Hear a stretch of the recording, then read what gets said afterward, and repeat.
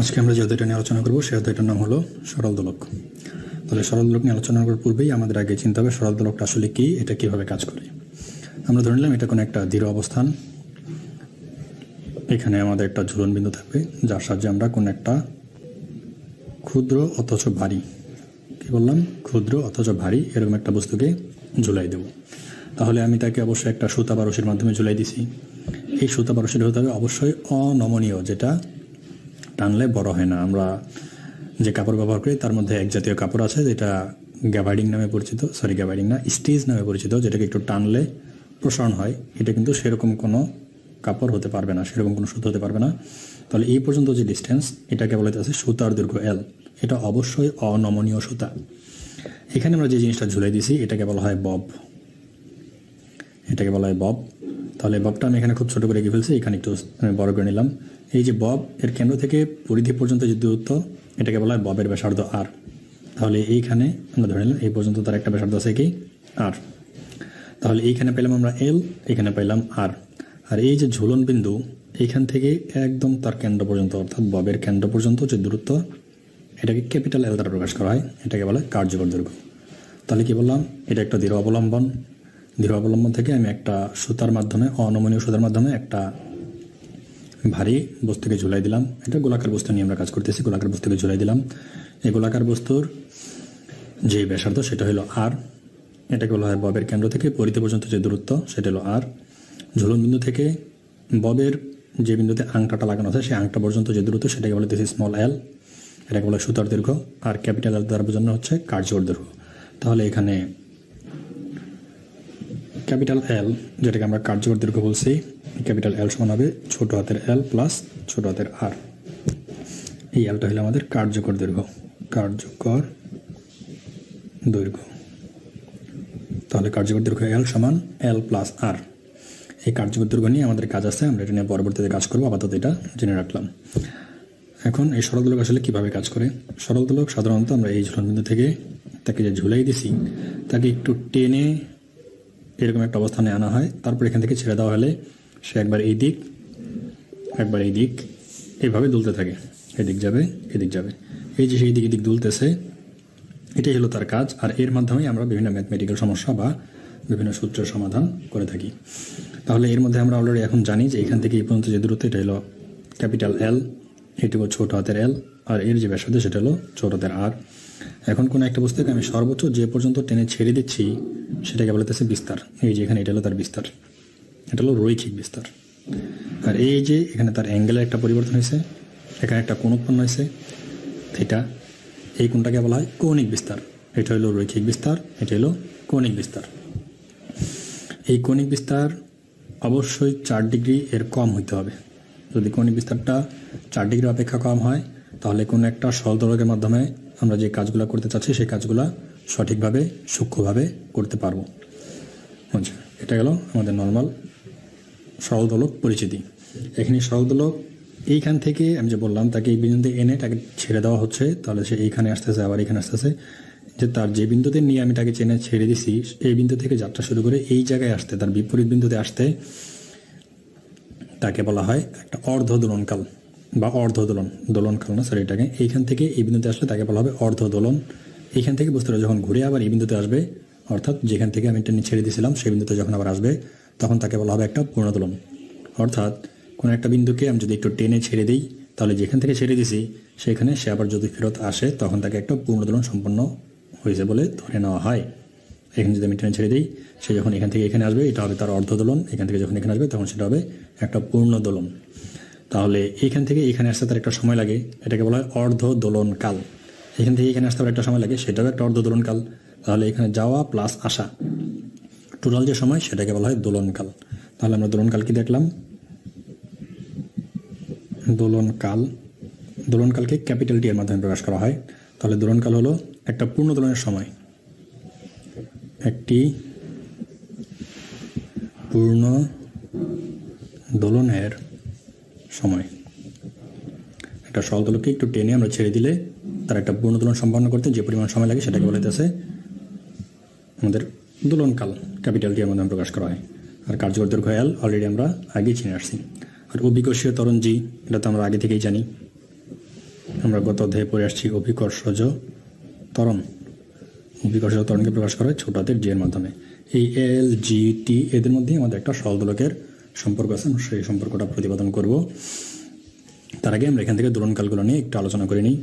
আচ্ছা, আমরা এখানে দেখলাম যে বস্তুটাকে এখানে টেনে যদি এখানে ছেড়ে দিই, আবার সে যদি এখানে আসে তাহলে একটা দোলন সম্পন্ন হলো, এই সময়টা বলতেছে ক্যাপিটাল টি। সে যদি আরেকবার যায় আরেকবার আসে তাহলে দুইটা দোলন সম্পন্ন হলো। তাহলে দুইটা দোলনের সময়টাকে আমরা ক্যাপিটাল টি বলতে পারবো না, তাহলে ওইটাকে আমরা ধরে নিলাম মোট সময় টি ধরি। আর এখান থেকে এখানে একবার আসলে আবার আসলো এরকম যে এন সংখ্যকবার আসতে পারে। ধরি এন সংখ্যক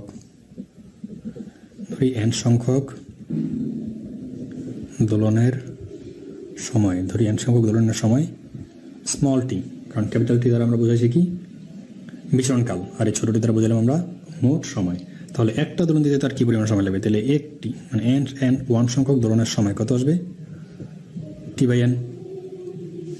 তাহলে এই যে আমরা টি বাই এন পেয়ে গেলাম, এটাকে বলা হচ্ছে আমাদের দোলনকাল ক্যাপিটাল টি। আচ্ছা, এই এনটা আমরা ছোট হাতের এন দ্বারা আবার কম্পাঙ্ক বুঝাই, তাহলে এটাকে আমরা ক্যাপিটাল এন দ্বারা প্রকাশ করলাম। তাহলে এটা আমরা লিখতে পারবো এরকম। তাহলে আমরা লিখতে পারবো অতএব ক্যাপিটাল টি সমান স্মল টি বাই এন। এটা আমাদের একটা রিকোয়ার্ড ফর্মুলা, এটা হয়তো আমাদের ম্যাথমেটিক্যাল কাজে আসবে সমস্যার সমাধানের জন্য। এখন আমরা এই অধ্যায়ের সবচেয়ে গুরুত্বপূর্ণ যে ফর্মুলা সেটাকে প্রতিপাদন করার চেষ্টা করব। সরল দোলকের আমরা এই জিনিসটা আনবো আসলে একটা সূত্র থেকে। একটা সূত্র বললে ভুল হবে, সরল দোলকগুলো আসলে গ্যালিলিও এগুলো নিয়ে পরীক্ষা নিরীক্ষা করে সে কয়েকটা সূত্র প্রতিপাদন করছিল, সেখানে 3টা অথবা 4টা সূত্র আছে। এর মধ্যে আমাদের যে কার্যকর সূত্র হলো 2টা, একটাকে বলা হয় দৈর্ঘ্যের সূত্র, একটাকে বলা হয় ত্বরণের সূত্র। তাহলে দৈর্ঘ্যের সূত্র বলতেছে এই যে আমরা বলছিলাম তাকে যে একটু কৌণিক বিস্তারে টেনে ছেড়ে দেওয়া হবে, এই কৌণিক বিস্তারের পরিমাণ অবশ্যই 4 ডিগ্রি কম হতে হবে। যদি 4 ডিগ্রি আর কম কৌণিক বিস্তারে কোনো একটা সরল দোলকে টেনে ছেড়ে দেওয়া হয়, তাহলে সেই জায়গায় কোনো একটা সরল দোলকের যে দোলনকাল সেটা হবে এর কার্যকর দৈর্ঘ্যের বর্গমূলের সমানুপাতিক। তাহলে কি বললাম, তার দোলনকাল হবে এর যে কার্যকর দৈর্ঘ্য ক্যাপিটাল এল এর বর্গমূলের সমানুপাতিক। সূত্র নম্বর 1, এটাকে বলে দৈর্ঘ্যের সূত্র। এটাকে কি বলা হয়, দৈর্ঘ্যের সূত্র। সরল দোলকের দৈর্ঘ্যের সূত্র হচ্ছে টি সমানুপাতিক রুট ওভার এল। কোনো একটা সরল দোলকে 4 ডিগ্রির কৌণিক বিস্তারে, অবশ্যই এখানে বিস্তারটা হতে হবে 4 ডিগ্রি অপেক্ষা কম। 4 ডিগ্রি অপেক্ষা কম বিস্তারে কোনো একটা সরল দোলকে টেনে ছেড়ে দেওয়া হলে তার দোলনকাল হবে কার্যকর দৈর্ঘ্যের বর্গমূলের সমানুপাতিক। আরেকটা সূত্র আছে যেটাকে বলা হয় ত্বরণের সূত্র।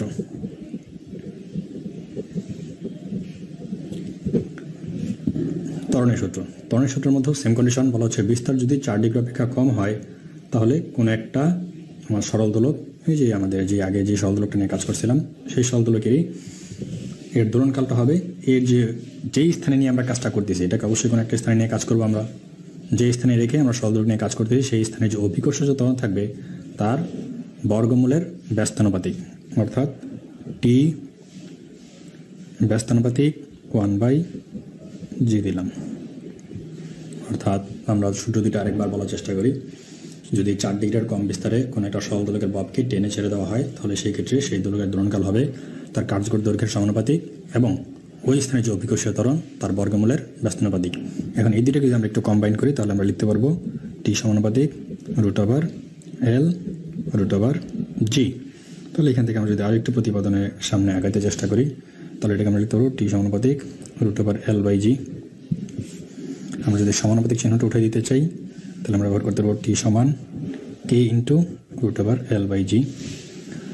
পরবর্তীতে এই কে নিয়ে একটু পরীক্ষা নিরীক্ষা করা হয়েছে এবং পরীক্ষা নিরীক্ষা করে এই কে এর একটা মান বের করা হয়েছে।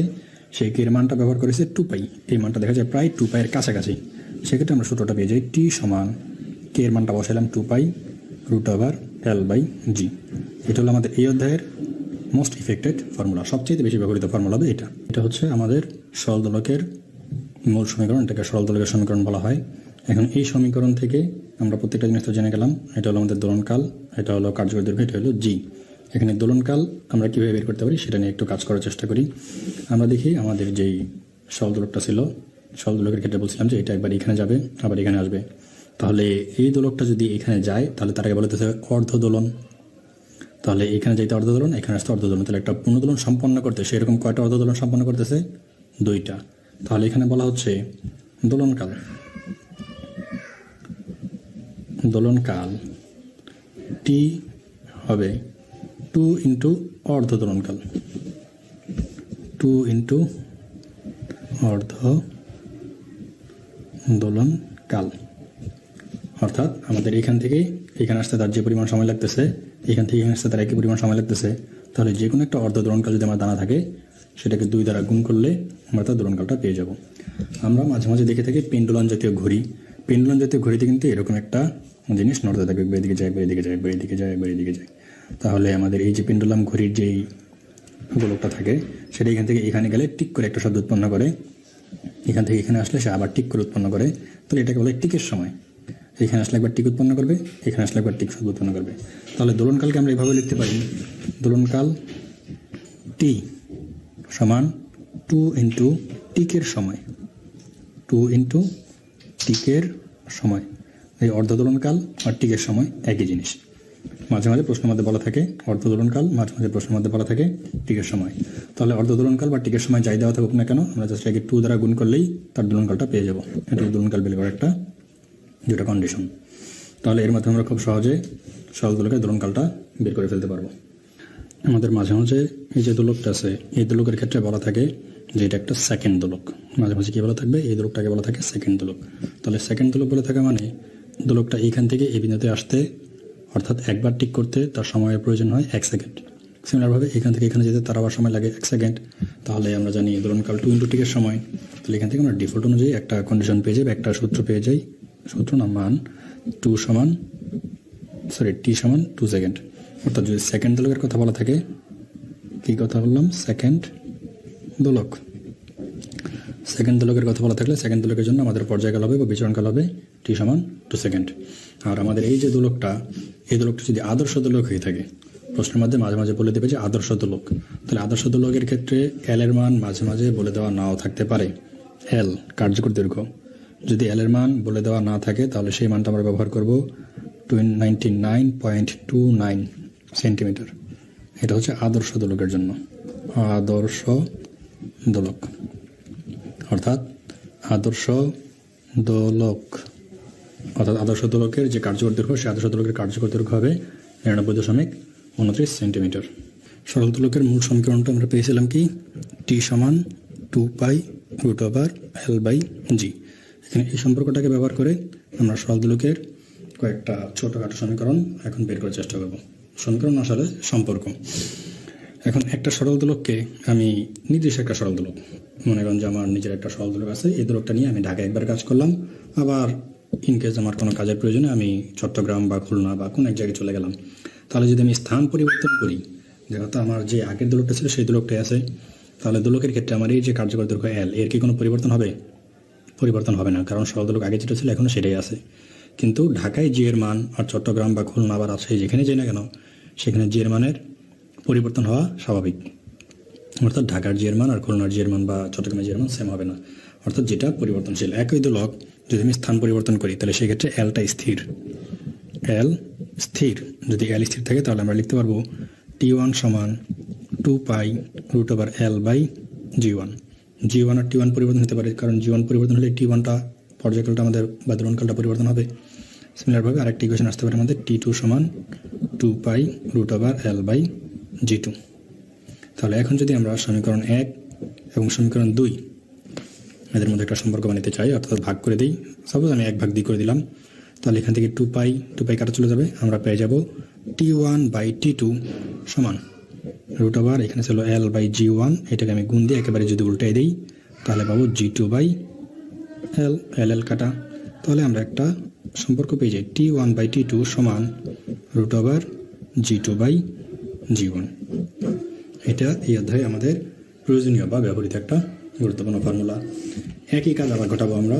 এখন কাজটা করতেছি কি, আমরা একই জায়গায়, সাপোজ আমাদের পরীক্ষাগারে বা ল্যাবরেটরিতে আমরা পরীক্ষা করতেছি, যেহেতু স্থানটা একই তাহলে সেখানে কিন্তু আমাদের জি এর মানের কোনো পরিবর্তন হবে না। ওইখানে আমাদের একাধিক সরল দোলক থাকতে পারে, তাদের প্রত্যেকের কার্যকর দৈর্ঘ্য সেম নাও থাকতে পারে। তাহলে এখন আমাদের জি স্থির, এখন আমাদের কি স্থির পেলাম আমরা, জি স্থির। যদি জি স্থির হয় তাহলে সেম জিনিসটাকে আমরা লিখতে পারবো T1 সমান 2π√L1/g, T2 সমান 2π√L2/g। এখন এটা 1 নং, এটা 2 নং, সেম আগের মতো আমরা ভাগ করে দিলাম। যদি ভাগ করি তাহলে T1/T2 সমান 2 বাই বাদ চলে যাবে, তবে আমাদের L1/G, G/L2, G কাটা। তাহলে এখন আমরা যে সম্পর্ক পাবো সেটা হবে T1/T2 সমান √L1/L2। তাহলে এখানে আমরা পেয়ে গেলাম আরও একটা সম্পর্ক। তাহলে আমরা আমাদের যে সরল দোলকটা ছিল T সমান 2π√L/G, এর মধ্যে T এবং G অর্থাৎ দোলনকাল এবং অভিকর্ষীয় ত্বরণের মধ্যে একটা সম্পর্ক পেয়ে গেলাম। T এবং L অর্থাৎ দোলনকাল এবং কার্যকর দৈর্ঘ্যের মধ্যে একটা সম্পর্ক পেয়ে গেলাম। কিন্তু এখনও আমাদের L এবং G এদের মধ্যে একটা সম্পর্ক বের করা বাকি আছে। আমরা এই জাতীয় ক্ষেত্রে ধরে নেব আমরা একটা নির্দিষ্ট দোলক নিয়ে কাজ করতেছি যার দোলনকাল স্থির। একবার L স্থির ছিল, একবার G স্থির ছিল, এখন T স্থির। এখন কি হবে? T স্থির। T স্থির মানে কি আমি লিখতে পারবো সরাসরি T1 সমান T2। স্থির মানে দুইটা সমান। তাহলে আমি T এর জায়গায় সূত্র লিখতে পারবো 2π√L/G সমান 2π√L2/G2। এখানে আমি দুইটাই লিখলাম L1 এবং G1, কারণ আমার এখানে দোলনকালের পরিবর্তন হয়েছে। এটা কার জন্য পরিবর্তন হয়েছে সেটা কিন্তু আমার জানা নাই। এটা L1 এর জন্য, এটা কি কার্যকর দৈর্ঘ্যের জন্য নাকি অভিকর্ষীয় ত্বরণের জন্য, সেই জন্য আমি দুইটাতেই রেখে রাখছি। আমাদের যার জন্য লাগবে। তাহলে আমরা এখানে সম্পর্কটা লিখতে পারবো √L1/G1 সমান √L2/G2। দুই পাশে আমরা যদি বর্গ করে দিই তাহলে আমাদের এটা কাটা চলে যাবে। আমরা পাবো L1/G1 সমান L2/G2। একটু সাজায় লিখলে আমাদের সম্পর্ক চলে আসবে L1/L2 সমান G1/G2।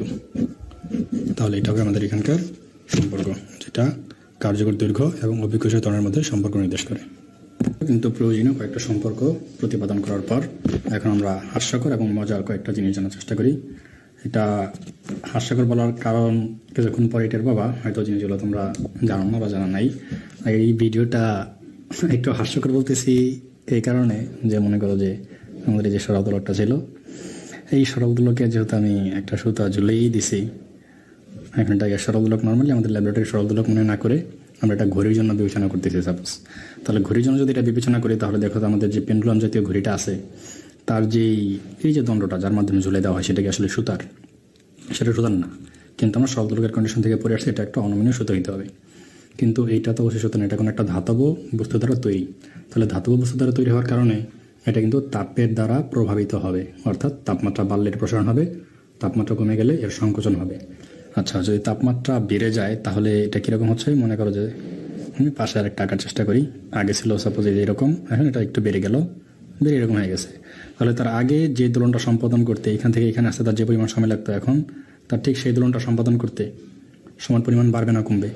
আমাদের নর্মালি অত টেনশন করার কোনো দরকার নেই, আমরা সম্পর্ক থেকে বের করে ফেলতে পারবো। আমরা এখানে একটা সম্পর্ক দেখার চেষ্টা করি। আমাদের যে সূত্র T সমান 2π√L/G, এখানে L এর সাথে T এর সম্পর্কটা সমানুপাতিক নাকি ব্যস্তানুপাতিক? সমানুপাতিক। তাহলে L বাড়লে T কী হবে? বেড়ে যাবে। তাহলে এখানে কিন্তু আমাদের কার্যকর দৈর্ঘ্য L আলটিমেটলি বেড়ে গেছে। বেড়ে গেলে T এর মান কী হবে? বেড়ে যাবে। অর্থাৎ তার একটা দোলন সম্পাদন করতে এখন সময়ের পরিমাণ বেড়ে যাবে। তাহলে সময়ের পরিমাণ যদি বেড়ে যায় তাহলে আমাদের এইখানে যেই দোলকটার জন্য আমরা যেই ঘড়িটা বিবেচনা করতেছি সেই ঘড়িতে যদি 1 মিনিট হওয়ার জন্য সময়ের প্রয়োজন হয় 60 সেকেন্ড, তাহলে তার জন্য 1 মিনিট হওয়ার জন্য সময়ের প্রয়োজন হবে কত সেকেন্ড? 62 সেকেন্ড। এটা আমি জাস্ট লিখলাম, কিন্তু 62 সেকেন্ড, নট 62 সেকেন্ড। এটা এরকমই হবে তা না, এটা 63, 64, 65 এরকম যে কোনো কিছু হইতে পারে। অর্থাৎ সময়ের পরিমাণটা বেড়ে যাচ্ছে। তাহলে এটা দ্বারা আমরা কী বুঝতেছি? ঘড়িটা কিন্তু আস্তে চলতেছে। অর্থাৎ যেখানে তার 1 মিনিট সম্পাদন করার কথা 60 সেকেন্ডে, সেখানে সে 1 মিনিট সম্পাদন করতেছে 62 সেকেন্ডে। এই জিনিসটাকে বলা হয় ঘড়ি আস্তে চলা। সেম কন্ডিশনটাই আমাদের বিপরীতভাবে ঘটতে পারে। এরকম ছিল যদি এখন দৈর্ঘ্যটা একটু কমে যায়, তাহলে দৈর্ঘ্য কমে গেলে তার যেই আমাদের টি এর মান, সেই টি এর মান কী হবে? আলটিমেটলি আমরা সূত্র থেকে আবার দেখে আসতে হয়, এটার মান কমে গেলে এটাও কমে যাবে, অর্থাৎ তার দোলনকাল কমে যাবে। অর্থাৎ সে একটু দ্রুত আনাগোনা শুরু করবে। এই জায়গায় এসে দেখা যেতে পারে হয়তো বা 55 সেকেন্ডে আমাদের মিনিট হয়ে গেল। তাহলে যদি এরকম ঘটনা ঘটে, তাহলে যদি তোমরা তোমার বাসায় বলো যে বাবা আমাকে ঘুরে আসতে চলে বা আমাকে ঘুরে দ্রুত চলে, মা বাবার যদি কথা বলো তখন কি বলবে? যে না বাবা, তোর উপরে বেশি চাপ পড়ে যেতেছে, তোর ডুয়েটে পড়ার দরকার নাই, তুই চলে আয়। এই জন্যে বললাম যে এটা আসলে হাস্যকর। মা বাবার সামনে এগুলো বলিও না, তখন তোমার তো পাগল বলবে, সাথে আমারও পাগল বলতে পারে যে তোর ভাইয়েরই তো করে পড়াইতেছে পাগলের মতো, উল্টাপাল্টা ঘড়ি কি আবার আসতে চলে, দ্রুত চলে। আসলে ঘড়ি এরকম আসতে বা দ্রুতই চলতো, কিন্তু আমাদের এই কনসেপ্টটা পরিবর্তন আনা হয়েছে এমনভাবে যে এই যে আমাদের যে দণ্ডের মাধ্যমে বা ধাতব যে দণ্ডটা ব্যবহার করা হচ্ছে, এটা তাপমাত্রা দ্বারা যাতে প্রভাবিত না হয় এরকমভাবেই সেই ধাতব জিনিসটা তৈরি করা হয় এবং সেটাকে ব্যবহার করা হয়। কিন্তু এই কনসেপ্টটা এখানে রয়ে গেছে, যার কারণে এটা আমাদের ম্যাথমেটিক্যালি বিভিন্ন সময় ব্যবহার করা হয়। তাহলে এই কন্ডিশনটা হচ্ছে আমাদের ঘড়ি আসতে চলা বা দ্রুত চলার। কখন কোন কন্ডিশনটা ঘটবে? এটা হলো আমাদের স্বাভাবিক দোলক, এটা হলো আমাদের গ্রীষ্মকালের দোলক। গ্রীষ্মকালে তাপমাত্রা দ্বারা প্রভাবিত হয়ে দোলনের দৈর্ঘ্যটা বেড়ে গেল, কার্যকর দৈর্ঘ্যটা বেড়ে গেল, যাতে আমাদের দোলনকালও বেড়ে গেল এবং ঘড়ি আসতে চলা শুরু করছে, এখানে আসতে চলতেছে। এটা হলো গ্রীষ্মকাল, আমাদের গ্রীষ্মকালে এরকম কন্ডিশন ঘটবে। আর এটা হলো আমাদের শীতকালের কন্ডিশন, শীতকালে ঘড়ি দ্রুত চলবে। তাহলে এই জিনিসটা একটু মাথায় রাখতে হবে। তাহলে এইখান থেকে আমরা দেখতেছি যদি ঘড়ি আসতে চলে তাহলে কিন্তু আমরা 2 সেকেন্ড অতিরিক্ত সময় পাচ্ছি, অর্থাৎ আমাদের 1 মিনিট হইতে এখন 62 সেকেন্ড লাগতেছে, তাহলে 2 সেকেন্ড আমরা অতিরিক্ত পাচ্ছি। যদি ঘড়ি দ্রুত চলে তাহলে সময় আমরা হারাচ্ছি, 5 সেকেন্ড এখানে আমাদের লস। তাহলে এইখান থেকে একটা ট্র্যাডিশন চলে আসে যে আমরা সময় লাভ করতে পারি বা সময় হারাইতে পারি। কী পরিমাণ সময় লাভ করতেছি বা কী পরিমাণ সময় হারাচ্ছি এবং এটা কীভাবে বের করা যেতে পারে সেই সম্পর্কেই আমরা এখন একটু জানার চেষ্টা করব। এবং এটা জানার জন্য আমরা যে নতুন কোনো সূত্র পড়বো তা না, আমরা এত পর্যন্ত যা শিখছি সেগুলোকে একটু কাজে লাগানোর চেষ্টা করব। আমি ধরি নেই হারানো বা লাভকৃত সময়, ধরি হারানো বা লাভকৃত সময় এক্স, অর্থাৎ আমি কী পরিমাণ সময় হারাচ্ছি বা লাভ করছি সেটাকে আমি এক্স ধরে নিলাম। এই এক্সটা আমি এখন কীভাবে বের করতে পারি সেটা তোমাদের এখন দেখাচ্ছি, যে আমার কী পরিমাণ সময় হারাচ্ছে বা কী পরিমাণ সময় লাভ করতেছে সেটা আমরা এখন একটু বের করার চেষ্টা করি। আমরা নর্মালি দেখি যে যদি বিচরণকালের মাধ্যমে আমরা সম্পর্কটা বের করার চেষ্টা করি তাহলে হারানো বা লাভকৃত সময় আসবে এক্স সমান T1/T2 -1 ইন্টু 86,400। এখানে 86,400 কিন্তু আমি ব্যবহার করছি, তোমরা কিন্তু সবসময় 86,400 ব্যবহার করবে না। কারণটাকে আমি স্পষ্টভাবে আগে বলে দিচ্ছি, একটু খেয়াল করো। এইখানে আমি ব্যবহার করবো টাইম, আমি নিচে লিখে দিলাম টাইম, যে তোমাকে কতটুকু সময়ের জন্য সময় হারানো বা লাভকৃত সময় বের করতে বলা হয়েছে সেই সাপেক্ষে তুমি ব্যবহার করবা। আমি এখানে 86,400 ব্যবহার করছি একদিনের জন্য, কারণ আমাদের একদিনের সময়ের পরিমাণ হলো 86,400 সেকেন্ড। তোমাকে যদি সরাসরি বলা হয় একদিনে কী পরিমাণ সময় হারাবে বা লাভ করবে, তাহলে তুমি সরাসরি এই ফর্মুলা ব্যবহার করতে পারবে। যদি তোমাকে একদিনের জায়গায় তোমাকে বলে দেওয়া হয় 1 ঘন্টায় কী পরিমাণ সময় হারাচ্ছে, তখন কিন্তু 86,400 জায়গায় 3600 সেকেন্ড ব্যবহার করতে হবে। যদি তোমাকে 1 মাসেরটা বের করে দেয় সেই অনুযায়ী টাইম বসাবা, 1 বছরেরটা বলে দিলে সেই অনুযায়ী টাইম বসাবা। সুতরাং এই জায়গাটা ব্যবহার করার জন্য কিন্তু একটু সতর্ক থাকতে হবে, এটা নট নেসেসারি 6400 হবে। আমি নিচে তুমি সূত্রটাকে টাইম আকারে লিখে রাখতে পারো, আমি সরাসরি একটা মান দিয়ে দেখাই দিলাম। আচ্ছা, তারপর আমি যদি এল এর সাথে সম্পর্কটা দেখি, এল এর সাথে সম্পর্ক কী ছিল? টি এর সম্পর্ক এল এর সাথে √L1/L2, তাহলে এটা তো আমরা টি এর মাধ্যমে বাইর করলাম, সরি এখানে T2 দিতে ভুল হয়ে গেছে, T2। যদি আমরা এল এর মাধ্যমে বার করি তাহলে আমরা সূত্রটাকে লিখতে পারবো হারানো বা লাভকৃত সময় এক্স সমান √L1/L2 -1 ইন্টু সেম জিনিস আগের মতো 86,400। একইভাবে এখন যদি আমরা জি এর জন্য বাইর করি, জি এর সাথে সম্পর্কটা কি ছিল আমাদের? G2/G1। জাস্ট আমি কিন্তু এই যে T1/T2 জায়গায় মানগুলো রিপ্লেস করতেছি। T1/T2 জায়গায় লেখা যাচ্ছে G2/G1, L1/L2, প্রথমটাতে L1/L2 লিখছি, পরটাতে G2/G1 লিখতেছি। তাহলে আমরা আরেকটা লিখতে পারবো এক্স সমান √G2/G1 -1 ইন্টু 86,400। তাহলে এই যে ফর্মুলাটা আমরা দেখলাম, এটা এটা বা এটা, এই 3টা ফর্মুলা ব্যবহার করে আমরা খুব সহজে কোনো একটা জায়গায় কী পরিমাণ সময় লাভ করতেছে বা কী পরিমাণ সময় হারাচ্ছে সেটা কিন্তু সহজে বের করে ফেলতে পারবো। অর্থাৎ ঘড়ি যে আসতে চলে বা দ্রুত চলে সেজন্য আমি কী পরিমাণ সময় হারাচ্ছি বা কী পরিমাণ সময় লাভ করতেছি সেটা এখান থেকে আমরা খুব ইজিলি বের করে ফেলতে পারি। আশা করি এই পর্যন্ত কারো কোনো সমস্যা নাই, এগুলো তোমরা বুঝতে পারছো। তাহলে এখন আমরা নতুন একটা কনসেপ্টে চলে যাব। সেই কনসেপ্টে কী বলতেছে, আমরা একটু মহাকর্ষ যদি ব্যবহার করার চেষ্টা করি। মহাকর্ষ অভিকর্ষ অধ্যায়টা যেহেতু পড়ে আসছি, সেখানে আমরা দেখছিলাম আমাদের ভূপৃষ্ঠ অভিকর্ষের ত্বরণ ছিল G সমান Gm/r²। আর এই উচ্চতায়, পৃথিবী পৃষ্ঠ থেকে এই উচ্চতায়, তাহলে আমরা একটা পাহাড় বিবেচনা করি।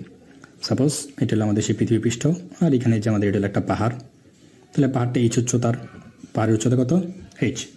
তাহলে এখানকার উচ্চতাটা যদি আমাকে বের করতে বলা হয় তাহলে আমরা এটা কীভাবে বের করতে পারি? অভিকর্ষ ত্বরণের সাহায্যে খুব সহজেই বের করা যায়। দেখি আমরা এইচ উচ্চতার জন্য অভিকর্ষ ত্বরণটা ধরছিলাম কি? G', আর G' সমান আমরা কি জানি? Gm/r+h²। এখন যদি আমরা একটাকে আরেকটা দিয়ে ভাগ করি তাহলে আমরা কী পাই দেখি তো? G/G' যদি করি, আমরা অবশ্য আগেই সূত্রটা বের করে রাখছিলাম, এখন আমি এটা দ্বারা একটা নতুন সম্পর্ক প্রতিপাদন করার চেষ্টা করতেছি। Gm/r² ইন্টু একবারে গুণ দিয়ে উল্টে দিলাম r+h²/gm, gm আমরা বাদ দিয়ে দিলাম। তাহলে এখান থেকে আমরা লিখতে পারতেছি r+h/r² G/G'। এই স্কোয়ারটাকে আমি এই পাশে নিয়ে আসলে √ওভার হয়ে যাবে। এখান থেকে যদি এটাকে কাটি আর প্লাস এইচ বাই আর, এরকম কিন্তু হয়ে যাচ্ছে, তাই না? তাহলে এখানে আসতে আমাদের root over G by G prime, আর এখানে আমাদের আসতে one plus H by R. তাহলে আমার লাগবে এইচের মান। যদি এইচের মানটা আমি বের করতে চাই, ওয়ানটাই পাশে পাঠিয়ে দিলে মাইনাস হয়ে যাবে, আরটা গুণ হয়ে যাবে, অর্থাৎ আলটিমেটলি আমরা পাবো এইচ সমান root over G by G prime minus one into R. তাহলে এই যে একটা ফর্মুলা আমরা প্রতিপাদন করলাম, এর মাধ্যমে কিন্তু আমরা পাহাড়ের উচ্চতা বের করে ফেলতে পারি, যদি সেই পাহাড়ের উচ্চতায় আমাদের অভিকর্ষীয় ত্বরণটা বের করা জানা থাকে। এটা যে আমরা পাহাড়ের উচ্চতার জন্য করবো এরকম কিন্তু না। আমরা যদি মহাকর্ষ অভিকর্ষ অধ্যায়ে এরকম কোনো কিছু ফেস করি, যেটা আমাদের এই উচ্চতায় অভিকর্ষীয় ত্বরণ দেওয়া আছে, সেই উচ্চতাটা কত আমরা জানি না, উচ্চতাটা জানতে চাই, তাহলে আমরা সরাসরি এই ফর্মুলা ব্যবহার করে সেই উচ্চতাটা কিন্তু বের করে ফেলতে পারবো। আশা করি এটা তোমাদের কাজে লাগবে এবং সিম্পলিভাবে এটা তোমরা ব্যবহার করতে পারবে। এখন আমরা আরও গুরুত্বপূর্ণ দু একটা ফর্মুলা শিখব। আমরা যেহেতু সময় হারানো বা সময় লাভকৃত জিনিসটা শিখে ফেলছি, এটাকে ব্যবহার করে কিভাবে আমরা খনির গভীরতা, পাহাড়ের উচ্চতা বা কোনো একটা সরল দোলকের যে দৈর্ঘ্যের যে পরিবর্তন, এগুলো বের করতে পারি, সেই জিনিসগুলো দেখব। তাহলে কি দেখলাম? পাহাড়ের উচ্চতা, পাহাড়ের উচ্চতা। তাহলে পাহাড়ের উচ্চতাকে আমরা ধরে নিলাম এইচ। তাহলে এইচ সমান হবে, আমরা যেহেতু হারানো বা লাভকৃত সামগ্রী ধরছি এক্স, এটা হলো আমাদের পৃথিবীর ব্যাসার্ধ R, X R divide by 86,400 plus minus x. এখানে আমরা প্লাস মাইনাস ব্যবহার করলাম দুইটাই। এখানে আমরা কখন প্লাস দেবো, কখন মাইনাস দেবো? যদি হারানোর সময় বলা হয় তাহলে দেবো আমরা মাইনাস, যদি সময় লাভ করা বলা হয় তাহলে আমরা দেবো প্লাস। অর্থাৎ সময় হারাচ্ছে না লাভ করতেছে সেটা দিকে আমাদের একটু খেয়াল রাখতে হবে। প্রশ্নের মধ্যে বলা থাকবে যদি সময় হারায় তাহলে মাইনাস, যদি সময় লাভ করে তাহলে প্লাস। এটা হলো পাহাড়ের উচ্চতার জন্য। যদি খনির গভীরতা বের করতে বলা হয়, খনির গভীরতা, এটাকে আমরা ডি দ্বারা প্রকাশ করলাম। তাহলে খনির গভীরতা বের করার সূত্র হলো 2xr ডিভাইড বাই 6,400। এখানে কোনো প্লাস মাইনাসের কাহিনী নাই। আর আমাদের আরেকটা জিনিস আমরা বের করতে পারি, সেটা হলো দৈর্ঘ্যের পরিবর্তন। দৈর্ঘ্যের পরিবর্তন। তাহলে দৈর্ঘ্যের পরিবর্তনকে আমরা ছোট হাতের এল দ্বারা প্রকাশ করলাম। তাহলে ছোট হাতের এল সমান হবে 2xl divide by 6,400 plus minus x. তাহলে এখানে আমি একটু নোটটা লিখে দিচ্ছি। সময় লাভ করলে পজিটিভ, সময় হারালে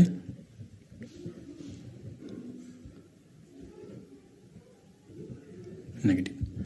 তাহলে এই যে আমরা এখানে শর্টলি কয়েকটা সূত্র লিখলাম, হারানো বা লাভকৃত সময়ের মাধ্যমে আমরা এই জিনিসগুলো বের করে ফেলতে পারবো। পাহাড়ি উচ্চতা এইচ সমান এক্স আর ডিভাইড বাই 6,400, খনির গভীরতা ডি সমান 2xr ডিভাইড বাই 6,400, দৈর্ঘ্যের পরিবর্তন ছোটদের এল সমান 2xl divide by 6,400 plus minus x.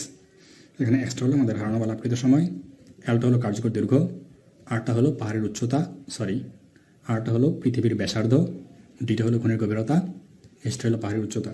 এই জিনিসগুলো আসলে আমরা বের করব। এখন ফাইনালি আমরা আর দু একটা জিনিস জানবো। আমরা প্রায় শেষের দিকে চলে আসছি। এখন আমরা দেখব যে আসলে লিফটের ক্ষেত্রে আমাদের ত্বরণটা কিভাবে কাজ করে। লিফট, তাহলে আমরা এখন যদি লিফট নিয়ে কাজ করি, এটা নট অনলি লিফট, অনেকে জাস্ট এটাকে লিফটের সূত্র বলে থাকে, কিন্তু আমি এটা আসলে লিফটের সূত্র বলি না। এটা কিন্তু যে কোনো ক্ষেত্রে আমরা ব্যবহার করতে পারি, জাস্ট উপরের বা নিচের দিকে হইলেই হয়। দেখো তোমরা একটু আসলে বিবেচনা করার চেষ্টা করো। সাপোজ কোনো একটা বস্তু উপরের দিকে গতিশীল, তাহলে কোনো একটা বস্তু উপরের দিকে গতিশীল, এখন উপরের দিকে যদি যায় তাহলে কিন্তু তার অবশ্যই, সে যদি উপর দিকে যেতে থাকে তার ত্বরণ বা মন্থন কোনো কিছু একটা অবশ্যই থাকবে। এবং আমরা জানি যেহেতু সে উলম্ব বরাবর কাজ করতেছে, তার অবশ্যই যে ত্বরণটা আছে সেটা হলো জি। কিন্তু এই জিটা কোন দিকে কাজ করতেছে? নিচের দিকে। আমরা এখন যে সূত্রটা লিখতে চাচ্ছি সেটা হলো অ্যাডিশনাল ত্বরণের জন্য, অতিরিক্ত যদি কোনো ত্বরণের কথা বলা থাকে। সাপোজ তোমাকে বলা থাকলো কোনো একটা বস্তু 2 মিটার পার সেকেন্ড ত্বরণে উপরের দিকে যাচ্ছে। কী বলা আছে? কোনো একটা বস্তু 2 মিটার পার সেকেন্ড স্কোয়ার ত্বরণে উপরের দিকে যাচ্ছে, কিন্তু তার কিন্তু আলটিমেটলি অভিকর্ষীয় যে ত্বরণ 9.8 এটা কাজ করতেছে নিচের দিকে। তাহলে যদি তাকে 2 ত্বরণের উপর দিকে পাঠাতে চাও তাহলে কী করতে হয় একটু খেয়াল করার চেষ্টা করো। নর্মালি 9.8 কাজ করতেছে নিচের দিকে। যদি ঊর্ধ্বগামী ত্বরণের কথা আমরা চিন্তা করি, সাপোজ আমি ধরে নিলাম যে তার যে ত্বরণ দেওয়া হয়েছে সেটার মান হলো 5.0, তাহলে এখন আমার আলটিমেটলি থাকতেছে 4.8। এটা কোন দিকে? অবশ্যই নিচের দিকে। কাটাকাটি করে আমরা পাচ্ছি নিচের দিকেরটা বড়। আচ্ছা, এই মানটা যদি আমরা 5.0 জায়গায় 9.8 দিয়ে দিই, সাপোজ বরাবর 9.8 দিলাম, তাহলে কি হচ্ছে উপর দিকে 9.8, নিচের দিকে 9.8 কত হয়ে যাবে? 0, অর্থাৎ তার মধ্যে কোনো ত্বরণ নাই। তাহলে যদি আমি এডিশনাল 2 ত্বরণ দিতে চাই তাহলে কিন্তু আমাকে অবশ্যই এমন একটা মান দিতে হবে যে এটা কাজ করতেছে এখন নিচের দিকে, এটা কাজ করতেছে এখন উপরের দিকে। তাহলে এখন আলটিমেটলি আমরা যোগ বিয়োগ করলে পাবো 8 বিয়োগ হয়ে যাবে, এখানে পাই যাবো -2। না, যেহেতু আমরা প্লাস মাইনাস এখানে না দিলাম, জাস্ট 2 মাধ্যমে বোঝার চেষ্টা করি। তাহলে এই ত্বরণটা কাজ করছে এখন উপরের দিকে। তাহলে আমার নিচ থেকে যে ত্বরণটা তাকে প্রোভাইড করা লাগতেছে তার মানটা কত? 11.8। যদি আমি 11.8 ত্বরণ নিচ থেকে প্রোভাইড করি তাহলে সে আলটিমেটলি উপরের দিকে যে ত্বরণে যাবে সেই ত্বরণের মান হবে 2, কারণ এখানে তার অভিকর্ষীয় ত্বরণের মান যে আছে 9.8, এটাকে নেগলেক্ট করার জন্য 9.8 এখান থেকে বাদ যাবে। তার পরবর্তীতে যে এডিশনাল ত্বরণ 2 সেই ত্বরণে সে উপরের দিকে ঊর্ধ্বগামী হবে। তাহলে সেক্ষেত্রে আমরা দেখতে পাচ্ছি কোনো একটা বস্তু যদি উপর দিকে যেতে চায় তাহলে তার কার্যকর ত্বরণের মানটা কী হয়? বেড়ে যায়। তাহলে লিখি ঊর্ধ্বগামী বস্তুর জন্য। আমরা লিফট না লিখে, সবাই বলে লিফট ঊর্ধ্বে গেলে, আমি সরাসরি আমি লিফট না লিখে আমি লিখব কি ঊর্ধ্বগামী বস্তুর জন্য। ঊর্ধ্বগামী কোনো বস্তু যদি উপরের দিকে যেতে চায় তাহলে ঊর্ধ্বগামী বস্তুর ক্ষেত্রে কার্যকর